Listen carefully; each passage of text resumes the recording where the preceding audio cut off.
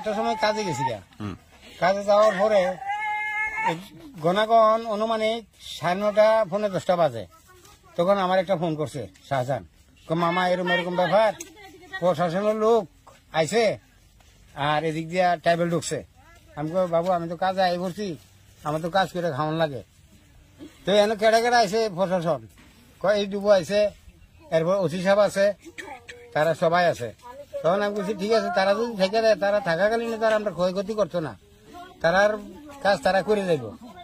এরপরে যে তারা থাকাকালীনে স্যার কি করে এই ডুবু সাহেব থাকাকালীনে আর ওসি সাহেব থাকাকালীনে আমার এই ঘর বাড়ি ফোরা যাক পুলিশ ডিপিও এই উদয়পুরের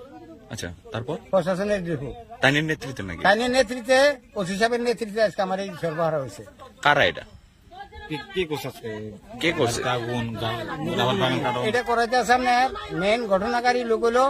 1 নম্বর আপনার কর্ণ বিজয় জমাতিয়া কি কারণ এটি তারা আজকে 5 বছর অন্তর্গত আমাদের উপরে তারা এইভাবে হামলা চালাই গেছে আপনার নাম আমার নাম আব্দুল হালিম আপনার ঘর ছিল আমার নিজস্ব এটা কি থাকার ঘর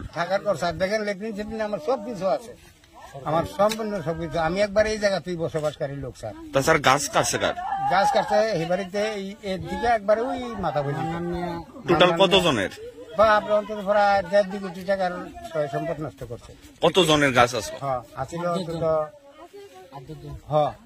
তার আগেও তো কয়েকদিন আগে এমন ঘটনা হয়েছিল আজকে আবার দেখেন স্যার এইদিকে পুলিশের ভূমিকা কি দেখছেন পুলিশের ভূমিকা তারা